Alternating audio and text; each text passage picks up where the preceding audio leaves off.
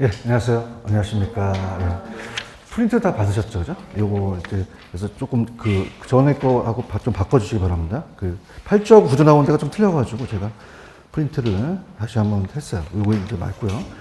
저번 주 어디 할 차례죠? 교재로 가시면은 오늘 부분이 굉장히 어렵기 때문에 천천히 한번 가볼게요. 어디 할 차례냐면 523페이지 할 차례 맞죠?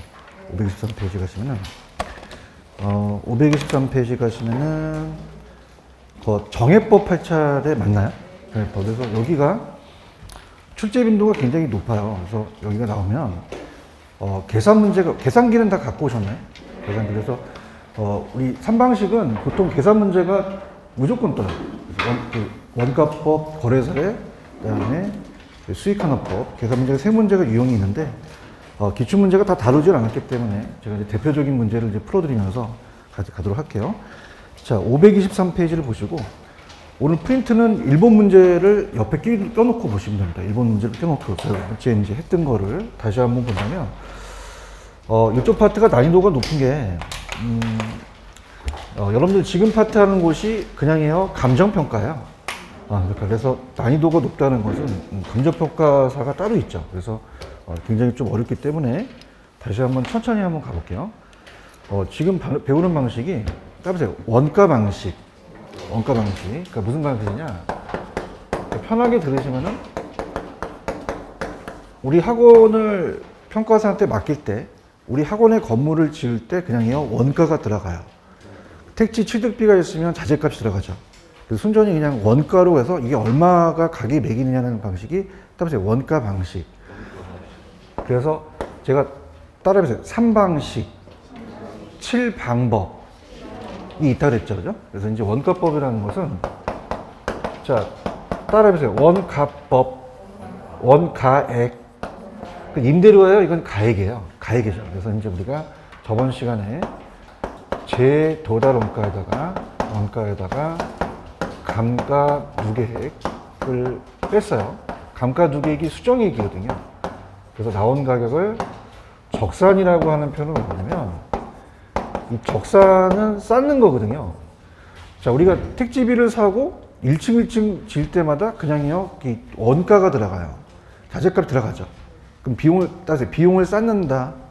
쌓아서 그 가격을 구하게 되는 거죠. 그래서 요 빼는 과정을 따라해보세요. 감가수정이어서 지금 여러분들이 보실 때 페이지를 다시 간다면 522페이지 가시면은 따라해보세요. 감가수정의 방법. 한 번 더. 감가수정하는 방법. 찾았습니까? 여기 이제 감가수정하는 방법이 5가지가 있어요. 감가수정하는 방법이 5가지가 지금 오늘 할 게 내용연수인데요. 내용연수법이라는 것은 요거는 굉장히 장부상이에요. 장부상. 그래서 이론상입니다. 그럼 이론과 실제가 맞아요? 안 맞아요? 안 맞기 때문에 따라서 관찰감가법. 저번에 관찰감가법 기억나세요? 거의 뭐 기억이 안 나시는 것 같아서 네가 언제 그랬냐니까 넘겨봐요. 524페이지에 가시면은 자꾸 이제 복습을 하는 게 좋아요. 524에 가시면 중간 라인에 관찰감가법이라는 단어가 나와 있나요? 이게 뭐였어요? 그냥입니까? 눈으로 확인하는 겁니까? 세밀하게 관찰하죠, 그죠? 근데 객관적이에요, 주관적이에요. 주관적이에요. 우리가 치안들 쫓아오면 이제 가스통 사지 말고 하는 대로 데리고 가라 그랬죠. 그래서 너 왜 안 갔더니 내 스타일이야? 객관적이다, 주관적이다? 주관적. 그래서 이제 관찰감가법을 병용하라 그래요. 근데 반드시 병용하는 게 아니라 병용할 수 있다. 이렇게 해서 자, 그럼 관찰감가법은 이론상이에요? 실제 눈으로 보는 거예요. 그럼 장부보다는 실제로 파악할 수가 있죠. 근데 객관적이었어요? 저번 시간에 굉장히 주관적이었어요. 그러면 어떻게 됩니까? 주관적이니까 어떻게 돼요? 내용연수로 가는 게 낫겠죠, 그죠? 그래서 이제 기준을 가고 특히 우리는 따라해보세요. 경제적 내용연수. 요걸 봐요. 경제적 가치 보기 때문에 경제적 내용연수로 확인하죠. 이걸 이제 우리가 본다. 이렇게 보시면 되고 그 다음에 이제 책을 보면서 가는 게 나을 것 같아요. 그래서 거기 밑에 보시면 분해법이라는 단어가 나와 있나요? 자, 따라서 분해법.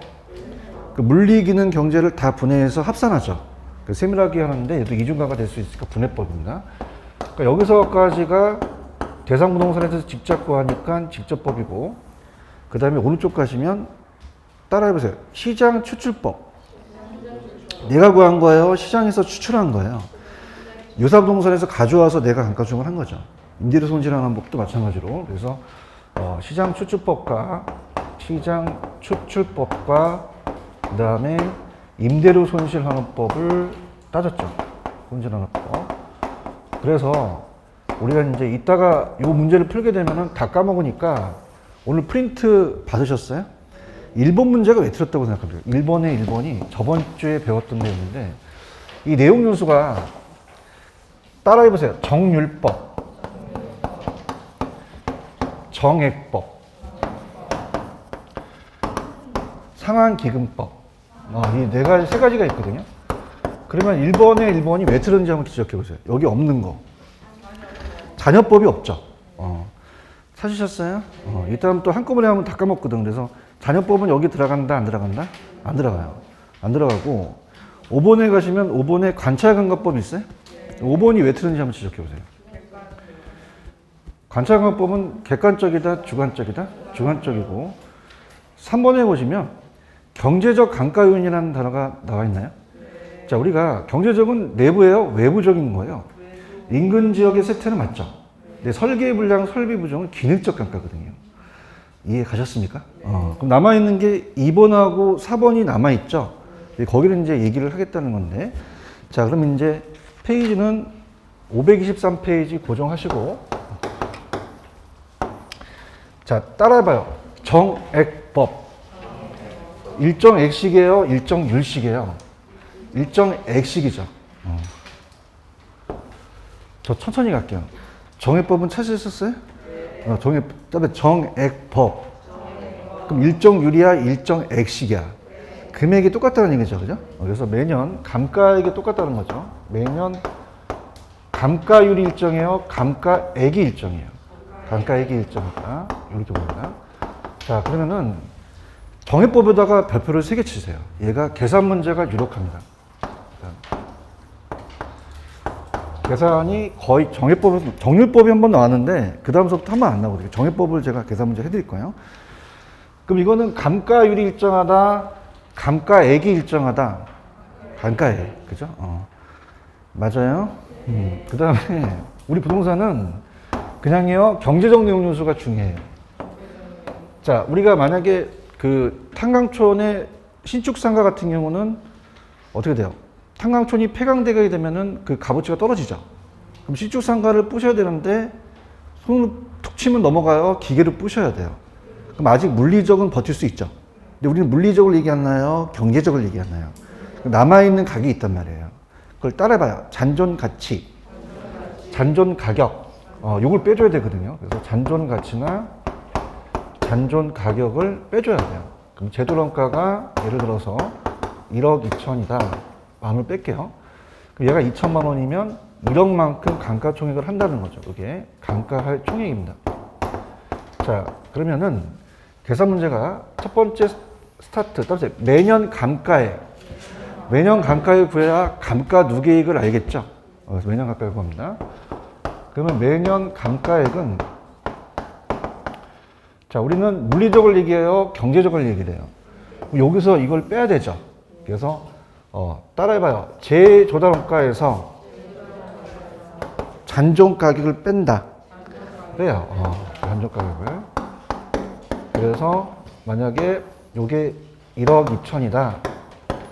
그럼 얘가 10%다. 그럼 1200만 원을 빼면 되죠. 그래서 요건 만약에 2천이다. 빼서 요게 1억이에요. 1억. 그러면 경과연수만 있어요? 잔존연수도 있어요. 잔존연수. 그래서 전체적인 내용연수로 나눠서 경과연수가 만약에 2년 지났다. 2년 지났고 잔존연수가 만약에 8년이다.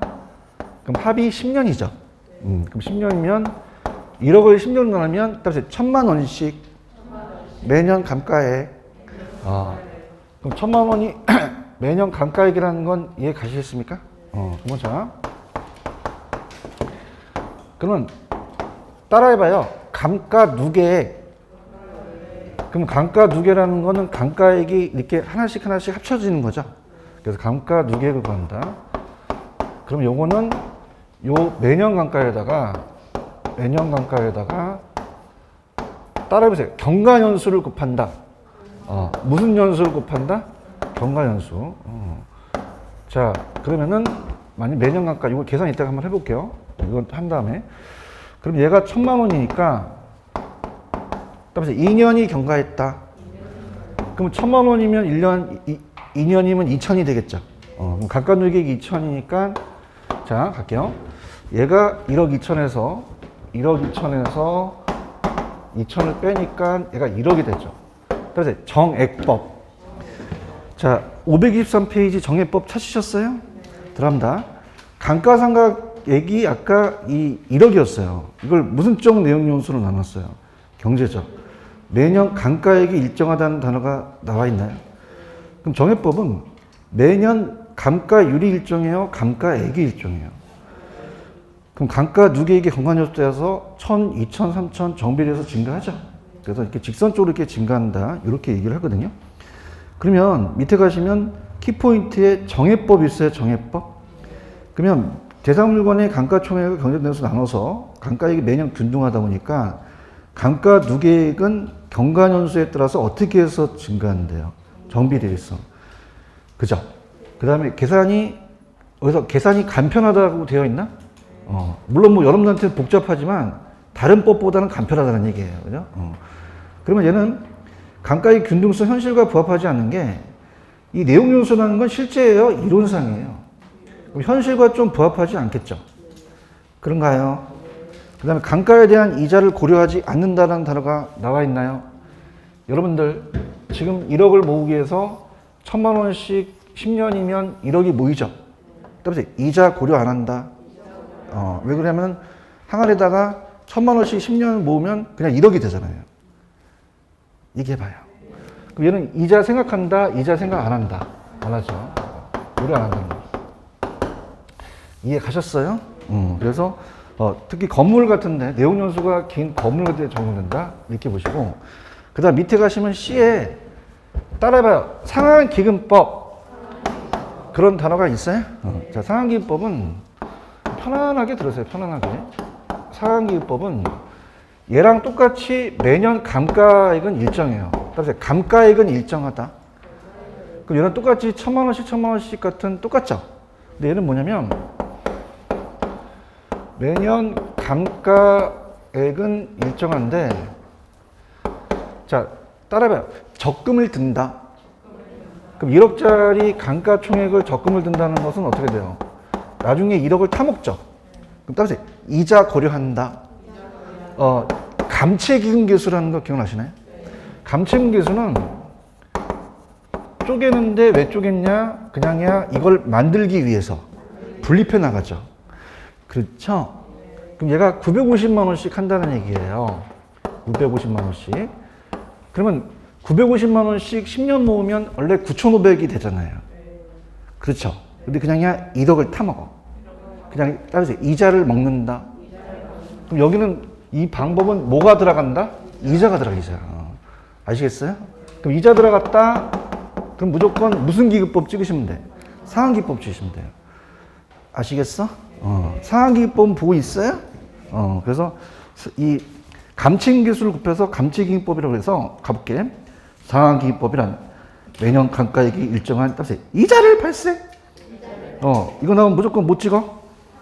상환기금법. 내용요소 만료 시에 감가누계가 상당하니까 그에 대한 복리계산, 이자 있어요? 포함해서 해당 내용요소에 상환하는 방법으로 감채기금법이라는 건 다시 들어가 볼게요. 얘는 여러분들 9,500씩 모으면 10년이면 950씩 10년이면 9,500이잖아요. 대답 좀 해봐요. 근데 9,500을 먹는 거예요? 1억을 타먹는 거예요? 포함해갖고 먹는 거예요. 아시겠죠?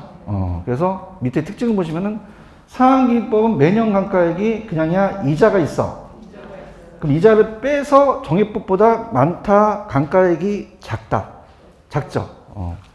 분위기 상당히 안 좋다. 잘 보세요. 편하게 들으세요. 편하게. 어차피 제가 이렇게 막 빠르면 또 못 알아듣고 그러거든요. 얘는 얼마씩이에요? 1,000,000원씩이죠? 10년 모으면 1억 모으죠? 근데 이자가 발생했어요? 안 했어요? 안 했잖아요. 그렇죠? 근데 얘는 그냥이야 950, 10년에서 9,500인데 500만 원의 이자를 먹잖아요. 아시겠어요? 그러면 1,000,000원하고 950만 원하고 얘가 금액이 작죠? 감가액이 작다는 얘기예요. 아시겠어? 그래서 정해법보다 그냥이다 작다. 그러면 여러분 봐봐. 요게 작으면 남아있는 가격은 높게 되죠. 이게 작으면 이게 반대잖아. 그지? 그럼 어떻게 된다? 이 적산가액은 그냥이다 반대다. 조금 뺀다. 많이 남는다. 두 번만 더 할게. 조금 뺀다. 많이 남는다. 그러니까 적게 빼니까 남아있는 가격이 높겠죠. 언더스탠드? 적산가격 평가가격이거든요. 여기까지. 이해하셨어? 그래서 넘겨보세요. 이렇게 봐봐요. 저번에 우리가 감가상각은 그냥 했어요. 회계 목적이었어요. 그래서 이 모니터를 얘기하면서 우리 랜드 어떻습니까? 프로가 법인이 하면 그냥요 이걸 삼각해서 비용 처리해요. 비용 처리를 많이 해야 세금을 적게 내죠. 얘기해봐요. 그런데 얘는 그냥입니까? 너무 많이 남습니까? 그럼 세금을 너무 많이 낼 수도 있잖아요. 따라서 기업 회계에서는 안 쓴다. 그래서 적용해 보시면은 자, 따라서 광산의 평가 그런 단어가 나와 있어요. 그럼 광산은 어떻게 된다? 우리가 감정평가사가 광산도 평가를 하는데 광산이 10년째 되면 캘 게 없으니까 은행이자로 보는 거야. 다시 갈게. 기업 회계는 쓴다 안 쓴다? 다시 가자. 올라봐요. 적게 감가하면 그냥이야 남아있는 금액이 많아요. 그러면 생각하는 애들은 그냥이야 비용을 조금밖에 처리 못하죠. 그럼 세금을 많이 낸단 말이야. 그래서 따라해보세요. 기업 회계에서는 안 쓴다. 감정평가에서만 쓴다. 광산에서만 쓰는 거예요. 아시겠어요? 그래서 이렇게 장단점을 한번 읽어보시면 되고 그러면 자 이거 들어가기 전에 자 따라해봐요. 정해법, 정률법, 상환기금법 이 중에서 이자 나오면 무조건 못 찍으라 그랬어. 그렇죠? 그럼 기출문제 한번 볼게요. 넘겨보셔서 제 문제도 있는데 가시게 되면은 페이지 563페이지 한번 가보세요. 거기 보시면 6번 문제가 하나 나와 있어요. 갈게. 내가 읽어볼게 천천히. 감가수정의 방법 중 따라서 내용 연수. 올라봐요. 내용 연수. 자, 내용 연수가 세 가지가 있어. 내가 불러볼게. 따라서 정률법, 정해법, 상환기금법. 자, 내가 이자 나오면 못 지어라 그랬어. 기억나세요? 563페이지 6번 보고 계십니까? 자, 여기 그냥이야. 따라서 복리, 이자, 못 찍어. 상환기법 찍어, 상환기법 찍어. 그냥. 너무 눈높이로 지금 가고 있는 거야. 많이 피곤하시죠, 그죠? 다시 할게. 따라서 내용 연수, 정률, 정액, 상환이 들어와야 되죠. 이 중에서 이자 나오면 무조건 뭐? 상환기법 찍으라는 거야, 상환기법. 아시겠어요? 6번이 굉장히 여러분한테 이제 이 상환기법을 맞출 수 있는 아주 획기적인 문제라는 거죠. 아시겠습니까? 이렇게. 여기 온 이유를 아시겠습니까? 그래서 다시 가볼게요. 자, 그러면은 상환기금법까지 갔죠. 그럼 우리가 523페이지 가시면 따라해보세요. 정율법. 그런 단어가 있어요? 그러면 이거는 매년 감가액 일정해요? 감가율이 일정해요? 율. 그래서 매년 감가율이 일정하거든요. 그래서 매년 10%씩이다. 이렇게 나오겠죠. 그래서 얘도 계산 문제가 나오는데 계산이 딱 한 번 나오고 그 다음부터 안 뜨거든요. 그래서 아까 정해법이 중요하다고 말씀드렸죠? 그러니까 정해법 쪽으로 계산 문제 아예 치우쳐졌어요. 따라서 정해법이 중요하다. 그래서 이거 이따가 이제 보여드릴 텐데. 자, 정률법은 감가액이 일정해요? 감가율이 일정해요? 감가율이 일정하죠. 그래서 제가 제도론가를 1000으로 한번 잡아볼게요. 1000으로 잡고, 처음에는 감가가 안 됐어요. 그럼 1년 지나니까 그냥입니까? 10%씩 감가입니까? 그럼 1년 지나니까 1,000원에서 10% 넣으면 0.1이죠. 강의 참여하세요, 이거? 그럼 100원이 날라갔죠? 그럼 얼마에서 얼마를 빼야 돼요? 1,000원에서 얼마? 100원을 빼죠. 그럼 얼마 남아? 900원. 절대 어려운 얘기 안 해요. 지금 같이 가잖아. 보고 있어요, 지금? 900원에다가 또 몇 점 몇? 0.1을 하죠. 지금 뭐 하는지 아시겠어요? 그럼 얼마가 되겠어? 그러면 자, 1,000원에서 빼요. 이제 900원에서 빼요. 요런 상환 방식이라는 거죠. 아시겠습니까? 그럼 얼마에서 얼마를 빼요?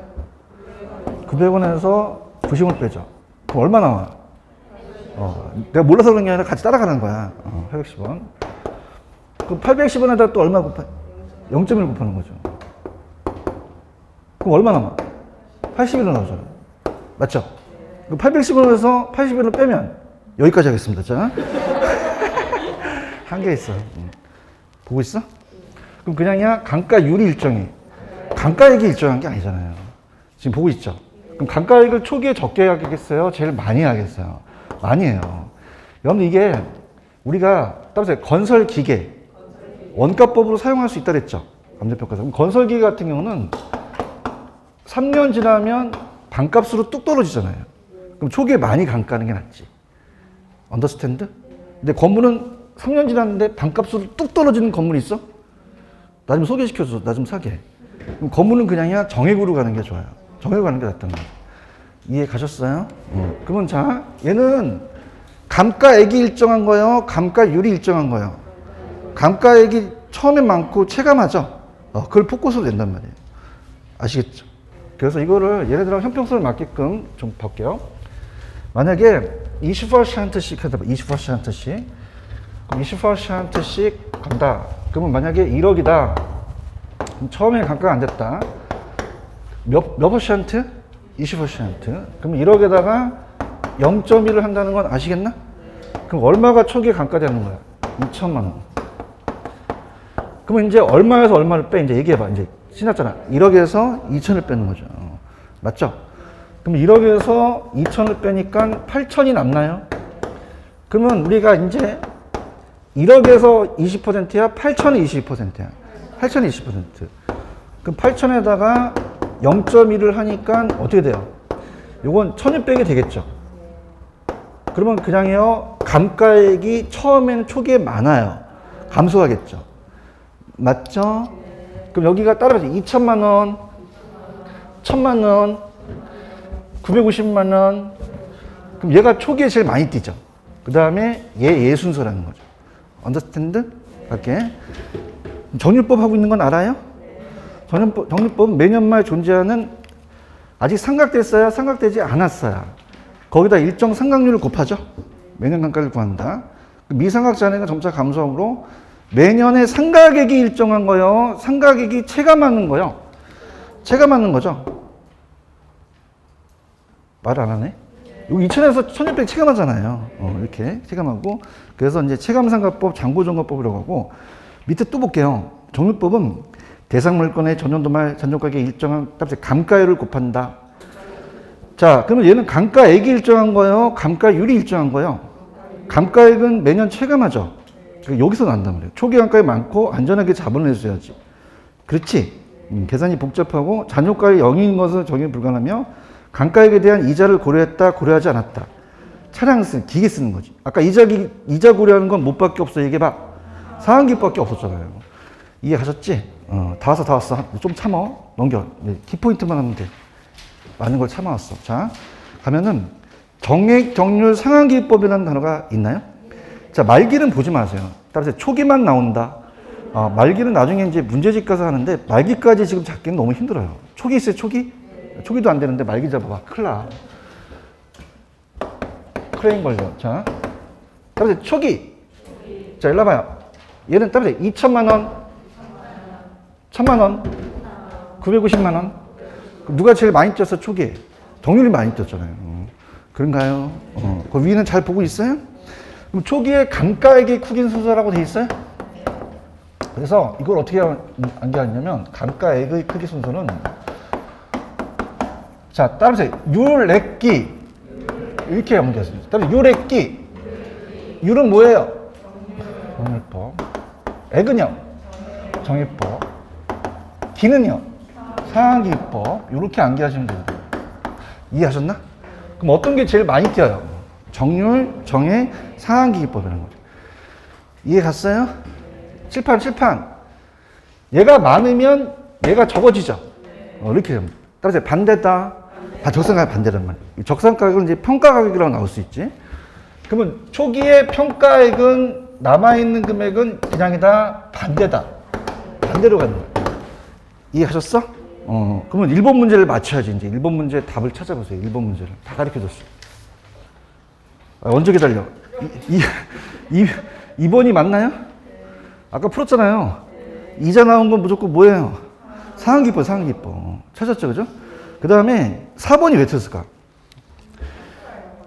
평가액이에요? 감가액이에요? 감가액이 따라서 유래기면 감가액이 평가액이 바뀌었죠. 이해하셨죠, 그죠? 그래서 동그라미가 몇 번이 정답이다? 2번이 정답이 돼요. 찾았습니까? 그래서 물론 뭐 모든 강사들은 자기 문제를 다 자랑하는데 이거 괜찮은 문제예요. 찾았습니까? 그래서 요거를 가지고 가시면 아주 좋습니다. 제가 옳은 지문이라는 답이 굉장히 좋은 문제죠. 왜냐면 다 틀린 게 왜 틀렸는지 지적해야 되니까. 아시겠나? 다시 갈게. 1번은 왜 틀렸어? 또 물어보면 또 모르죠, 그죠? 자녀법 찾았죠? 자녀법 없었잖아, 그지? 그 다음에 3번은 왜 틀렸어? 설계불량하고 설비부정은 엘리베이터가 없는 건 기능적이잖아요. 칠판. 요건 유래기라는 건 어떤 거의 크기가 되겠어요? 감가액의 크기가 되는 거죠. 남아있는 가격의 크기가 아니죠. 아시겠습니까? 그 다음에, 자, 5번은 왜 틀렸어? 객관적이야, 주관적이야? 주관적이죠. 이렇게 생각해 보세요. 자, 이거는 장부상이에요? 실제로 눈으로 보는 거예요. 그럼 내가 감정평가사도 제자들이 많은데, 10년 전에 내가 배출한 제자랑 1년 전의 제자는 그냥입니까? 경험이 다릅니까? 주관적이라는 거지. 암기하면 안 되는 거야. 아시겠죠? 객관적이다, 주관적이다? 요 정도 보시면 돼요. 이해하셨죠? 그래서 계산 문제를 좀 풀어드리려고 하는데, 그러면 진도가 좀 안 나가기 때문에 아까 요거 보세요. 따라서 정해법. 자, 따라서 매년 감가액을 먼저 구한다. 입을 여세요. 매년 감가액. 그럼 제도론가에서 그냥요, 잔존가격을 빼야 돼요. 빼야지만 총액이 나오죠. 그 다음에 경과연수와 잔존연수의 전체연수 나누면 따라서 감가 누계액이 나온다. 그러면 제도론가에서 감가 누계액을 빼죠. 그럼 적산가격이 나온다는 거죠. 이해하세요? 이렇게 보시고 그 다음에 넘겨보시면 페이지 526페이지로 가셔서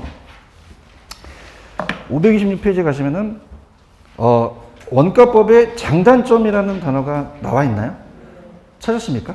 그냥 저랑 같이 갈게요. 자, 지금 원가법은 건물도 가능하죠. 정해법이니까. 1번 건물 했잖아. 지금 건물. 정해법 했죠. 기계도 정률법 했죠. 재생산이 가능한 그냥요. 다 상각자산이에요. 상각자산. 토지도 매립지 조성지도 원가법 가능하죠. 자, 봐봐. 원가법은 신축 건물 지은 지 한 달밖에 안 됐어. 그냥야 원가를 알아. 그럼 유용하게 사용할 수 있는 거죠. 이해 갔나? 그 다음에 매매 사례가 좀 적고 수익성이 부동산이 아닌 공공용 부동산이라는 게 있나? 거기다 적으세요. 자, 따라해보세요. 부산시청. 부산시청은 부산에 그냥 하나밖에 없어. 거래된 사례가 많아, 적어. 그러면 비교할 수가 없잖아요. 얘기 좀 해봐요. 수익이 발생해요? 발생하는 건 아니에요. 아니니까, 그죠? 특수목적 같은 건 이제 교회 같은 걸 얘기를 하거든요. 그죠? 그럼 이런 것들은 원가법을 사용할 수 있고, 비교적 이론적이고 평가사의 주관이 개입될 여지가 적으니까 또, 하지만 평가의 또 편차가 좀 적고요. 그 다음에, 봐봐. 자, 따보세요. 원가법은 비용성을 갖고 따진다. 그럼 단점을 가지면 토지는 불가능하다 보니까 적용하기가 어렵고, 시장성, 수익성을 반영하지 못하죠? 비용 갖고 따지니까. 이해하셨죠? 네, 그렇게만 보시면 됩니다. 그 다음에 따라보세요. 적산법. 밑에 적산법 찾으셨어? 적산법은 따라보세요. 임대료를 구한다. 근데 보통 평가사는 임대료를 많이 구해요? 가격을 많이 구해요?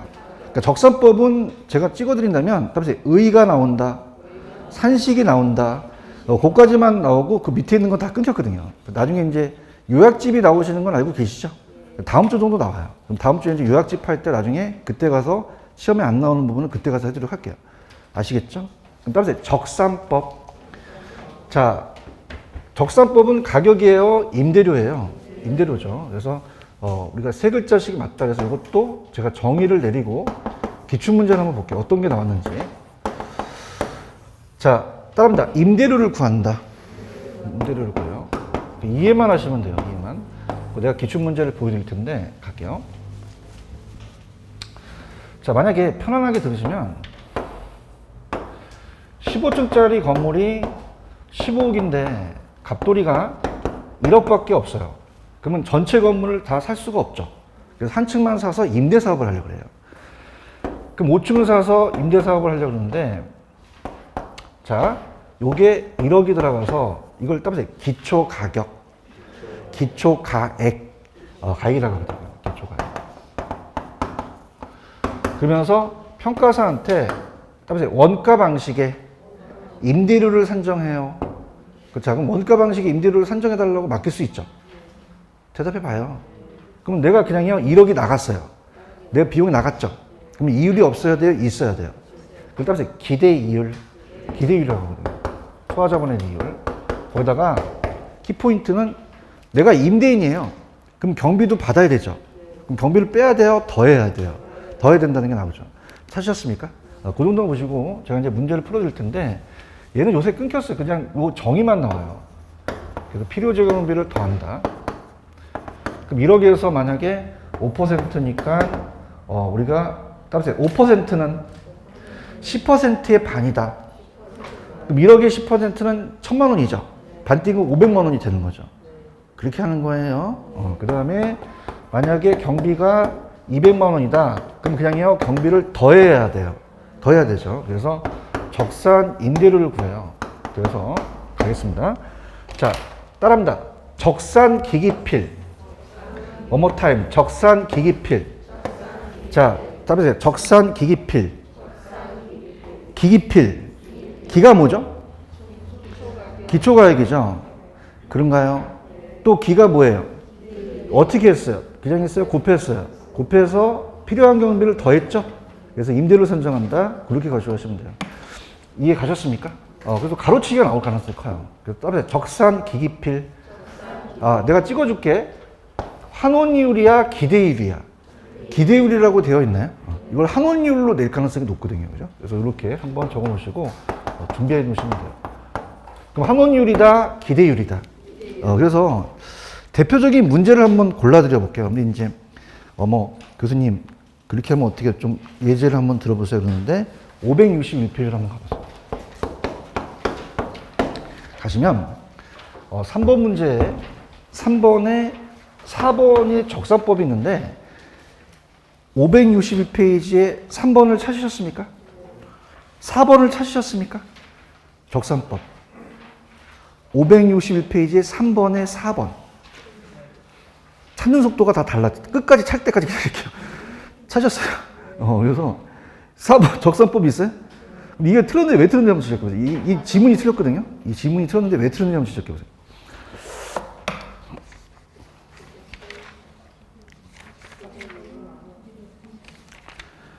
따라해보세요. 적산 기기필. 기가 뭐죠? 또 기가 곱한 것까지 맞죠? 근데 사정보종이라는 얘기는 여기 없잖아요. 가자. 적산 사업이 필요야? 그렇지 않잖아요. 그러니까 사정보종이라는 자체는 들어가면 안 된다는 얘기예요. 오케이, 바리? 그 사정보종이 들어가는 거야? 필요 재경비가 들어가는 거야? 이 정도 실력, 이 정도. 저 믿고 그냥 가세요. 아시겠죠? 그죠? 그러니까 무슨 말이냐? 옛날에는 얘가 막 깊숙하게 나왔는데 지금은 이것만 내도 틀릴 사람이 많은 걸 알고 있거든. 그래서 우리는 따라서 적산 기기필. 기가 뭐야? 또 기가 어떻게 했어? 기와 기를. 반말해요. 곱했어. 그러면 반말하지 마시고. 나보는 거야. 곱했어. 그러는데 곱하셨죠? 그래서 이게 따라서 순임료예요, 순임료. 이게 순임료고 경비를 그냥 해요. 더했어요. 그럼 다른 사정보종을 가했다 뭐 이런 게 나오면 안 된다는 거죠. 알겠어요? 그래서 우리 시험 문제는 정확하게 어떻게 나오는지를 하고 보시면 돼요. 그냥 복잡한 거, 옛날에 나오지 않았던 것들은 아예 안 보는 게 낫습니다.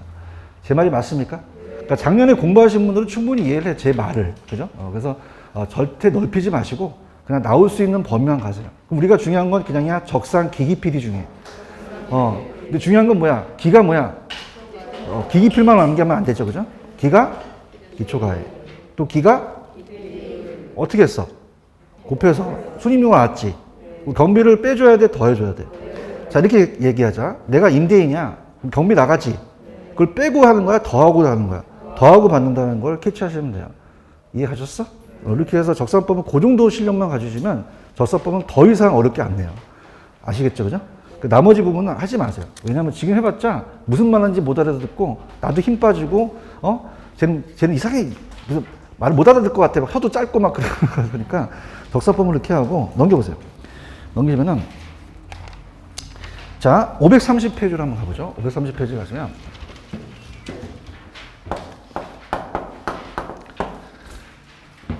자 따라해봐요. 3방식 그럼 몇 개의 방식이 있다는 거죠? 그럼 하나의 방식이 끝났죠? 그럼 두 가지 방식이 남았다는 거잖아요. 그 무슨 방식이 지금 보이고 계셔요? 아니 방식으로 얘기하고 방식. 비교 방식이죠, 비교 방식. 내가 방식을 물어봤잖아요. 무슨 방식? 비교 방식이라는 단어가 나와 있나요?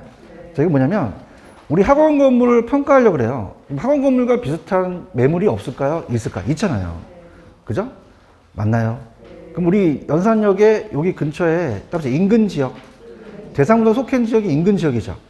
여기서 가져온 거예요. 따라서 거래 사례됐던 가격을 갖고 올 수 있죠? 얘가 한 20억 거래됐다 1년 전에. 그러면 나도 20억이라고 할 수 있잖아요. 오케이? 그냥 했어요? 비교했어요. 그냥이요? 거래 사례를 비교했어요. 자, 임대 사례예요? 거래 사례예요? 임대 사례는 임대료고 거래 사례는 가격이라는 얘기죠. 아시겠습니까? 들어갈게요. 비교 방식 간다 이제. 비교 방식으로. 자, 그냥 했어? 비교했어. 비교해서 내 걸 매기는 거죠? 자, 비교 방식 들어갑니다. 그래서 가격을 구하는 게 따라서 거래 사례 비교법. 거래 사례 비교법. 거래 사례 비교법이요. 그럼 거래 사례가 적어야 돼요? 거래 사례가 많아야 돼요? 많아야 되죠. 아까 부산시청 기억나시지? 부산시청은 그냥 부산이 하나밖에 없어. 거래 사례 많어 적어. 그래서 원가 방식으로 간다는 얘기예요. 아시겠습니까? 자, 이따 가겠지만 자동차 기억나시죠? 자동차는 그냥입니까? 거래 사례가 많습니까? 자동차 같은 건 거래 사례 비교법으로 가자는 거예요. 이해하셨죠? 그래서 시장에서 비교했다. 그 비용성을 갖고 따졌어요? 시장성을 갖고 따졌어요? 시장성을 갖고 따졌죠. 아시겠나요? 그래서 거래 사례를 가지고 비교한단 말이에요. 그래서 내 시산 가격을 이제 비중 가격, 그 다음에 유추 가격이라고 얘기합니다. 그래서 비중 가격. 정의만 보고 좀 쉬었다 가겠습니다. 비중 가격. 그 다음에 제가 그 객관식 문제에 그 가로친 걸 좀 보여드리면서 이렇게 나옵니다라는 걸 할게요. 자, 유추 가격이라고도 하고요. 유추 가격, 또 가액이라고 표현하죠. 자, 그럼 여기서는 이 정의에 임대 사례를 찾으셔야 돼요? 거래 사례를 찾으셔야 돼요? 임대 사례라고 나오면 안 돼요. 이해 갔나? 그럼 여기는 이 정의에 임대 사례가 나와야 된다? 거래 사례가 나와야 된다? 거래 사례예요. 거래 사례. 그래서 과거의 거래 사례에 대한 가액을 찾아냅니다. 그리고 이거를 비교하죠. 비교해서 자, 아마 밑에 시계 하나 있을 거예요. 밑에 박스에 시계 하나 보이시나요? 찾으셨습니까? 자, 만약에 형이 동생한테 넘기면 좀 비싸게 넘겨요? 좀 싸게 넘겨요? 그러면 따라해보세요. 특수한 사정이 개입됐다. 사정이 개입됐죠? 그럼 특수한 사정을 그냥 이대로 고쳐야 돼요. 따라서 사정 보정. 그런 단어가 나와 있나요? 그러니까 특수한 사정을 고치는 걸 사정 보정이라는 말을 써요. 사정 보정. 찾으셨어요? 사정 보정치. 그래서 우리가 급할 때 이제 보정치라고 얘기합니다. 보정치라고 얘기하고. 자, 그 다음에 자, 거래 사례는 그냥요, 과거에 거래됐어요. 그럼 1년 전에 거래된 거란 말이죠. 그때 시점을 따라해보세요. 거래 시점. 거래 시점이라고 하거든요. 거래 시점이고. 그 다음에 내 대상 부동산의 평가사한테 맡겼죠. 시상 가격을. 그래서 대상 부동산의 시상 가격을 따라서 기준 시점. 기준점으로 이제 돌려오는 거죠. 그러면 시점이 똑같아요? 달라요? 그러면 따라서 시점 수정. 그러면 시점을 그냥 해야 돼요? 수정을 해야 돼요. 수정을 해야 된다는 거죠. 시점 수정치라는 얘기를 쓰고요. 시점 수정치를 쓰고. 자, 사례가 인근 지역이 없어요. 그럼 유사 지역으로 넘어갈 수 있죠. 유사 지역은 그냥이야 지역이 달라. 그럼 지역 요인을 또 비교해 봐야겠죠. 지역 요인 비교하고 지역 요인을 비교하고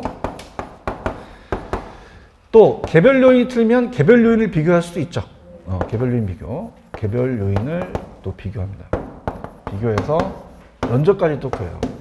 그래서 예전에 제가 이 문서 때 자 따라해보세요. 사시지게면 사시찌개면 아주 맛있는 사시찌개면이라는 게 새로 나왔어. 찌개면인데 암기할 수 있어? 근데 이게 봐봐. 이게 봐봐. 요 두 가지를 우리 이렇게 얘기해. 따라서 가치 형성 요인. 이렇게 얘기하거든요. 형성 요인이 일찍이었잖아요. 가치 형성 요인. 그래서 가치 형성 요인을 비교한다고 규칙에 나와 있어요. 그래서 이제 찾아볼게. 자, 일단은 따라서 거래 사례와 비교해서 사정 보정, 시점 수정, 가치 형성 요인, 요거를 해서 이건 임대료예요, 가액이에요. 그러니까 얘가 가로쳐서 나올 수 있어요. 지금 의의는 보고 계시나? 자, 그럼 이건 임대 사례 찾아, 거래 사례 찾아. 여기에 임대 사례가 들어가면 돼, 안 돼? 안 돼. 좀 찾아봐. 못 찾으셨어? 의의에 동그라미 면 쭉 가다 보면 거래 사례라는 게 있잖아. 그치? 거기다가 성간펜 칠해야지. 가만히 있지 말고. 임대 사례, 거래 사례, 거래 사례. 그럼 여기 임대 사례가 나온다, 거래 사례가 나온다. 왜? 거래 사례 비교법이니까. 아시겠죠? 그 다음에 봐봐. 따라서 사정 보정, 시점 수정, 가치 형성 요인. 찾았습니까? 요 세 단어를 찾아내셔야 돼요. 임대료예요, 가액이에요. 가액이죠. 지금 보고 계시죠? 그래서 제가 한 번만 더 보세요. 빨리 가서 문제 풀 테니까. 이제 많이 봤어요? 조금만 한 번만 더 보세요. 한 번만 더 보시고 빨리 넘겨가지고 제가 어디를 보여드리냐면 페이지로 가시면은 561페이지를 한번 보여드려볼게요. 이렇게 나오는구나 라는 거를 느낌을 가져가셔야 돼요. 561페이지 가시면 2번 문제 나와 있나요? 자, 그러면 두 번째 따라해보세요. 거래 사례 비교법. 자, 그러면 니은에 뭐가 들어가야 될까요? 사정 보정이 들어가야 되지. 내가 많이 보고 오라 했잖아, 아까 거기. 이해하셨습니까? 그럼 무슨 보정이 들어가야 되죠? 사정 보정이 들어가요, 사정 보정. 가자. 그렇지. 근데 기억은 뭐가 들어가냐면 감가수정이라는 게 들어가요. 그죠? 그래서 저번 주에 따라서 원가법은 제조달원가에 감가수정을 하여 가액을 산정한다. 그러면 제조원가 그 다음에 감가수정 가액을 박스 쳐서 다른 걸로 낼 수도 있다는 얘기야. 언더스탠드? 그러면 어떻게 돼? 지금 따라서 거래 사례 무슨 보정, 무슨 수정? 사정 보정, 시점 수정, 가치 형성 요인 비교를 가로쳐서 나올 수 있다는 얘기예요. 요거 이해 가시겠습니까? 그러니까 요 정도니까 너무 이렇게 불안해하지 마시고 자꾸 연습을 해보시면 돼요. 아시겠습니까? 그럼 기억은 뭐가 들어가야 되고요? 감가수정이라는 게 들어가고요. 니은은요, 사정 보정이라는 게 들어가죠. 그럼 디귿은 궁금하시죠? 이건 이따가 할 거예요. 그죠? 이건 여기까지 채워놓으셨어요? 그래서 내가 어디 하다가 흥분하다 왔니? 아까 530페이지 하다가 흥분하다 왔나요?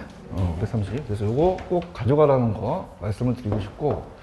자, 그래서 다시 오신다면, 자, 따라합니다. 거래 사례와 비교. 임대 사례가 들어가야 돼요? 거래 사례가 들어가야 돼요? 딱 한 번만 따라서 사정 보정, 시점 수정, 가치 형성 요인, 임대료예요, 가액이에요. 가액이라는 거를 꼭 여러분이 요걸 숙지하셔야 합격할 수가 있어요. 찾으셨습니까? 자, 그러면 이때 가격을 이제 비중 가격이라는 거는 왜 그러냐면은, 자, 만약에 봐봐. 1년 전에 이 사례가 1억이라면 얘도 지금 1억이라고 할 수 있죠. 따라해보세요. 비교해서 준한다. 어머, 타임. 비교해서 준한다. 그래서 비준이라는 말을 써요. 그죠? 비준을 비교해서 준한다. 지금 비준은 보고 있는 거예요? 이렇게 보시고. 그 다음에 이 3번은 이 방법은 실질적이 있고, 시장성이 있고, 현실성이 있고, 설득력이 있죠. 3방식 중에서 가장 중추적인 거죠. 왜 그래요? 그냥입니까? 지금 거래 사례를 봤습니까? 거래 사례로 나와 있다는 건 그냥이야. 다 객관적이야. 실질적이고 설득력이 있잖아요. 얘기 좀 해봐요. 다른 것들은 막 복잡한데 얘는 어떻게 돼요? 그냥입니까? 시장성을 반영했습니까? 설득력이 있죠. 그 다음에 시장성이 있다는 거죠. 이해 가셨죠? 이렇게 보시면 됩니다. 됐어요. 여기까지만 보시면 돼요. 아시겠죠? 근데 잠깐만, 요거 말고 나머지 거가 이제 제가 다음 시간에 해드릴 건데, 아예 지금 여기서 이걸 보고 그냥 제가 끝내버리는 게 난데, 536페이지 한번 가볼게요. 가시면은,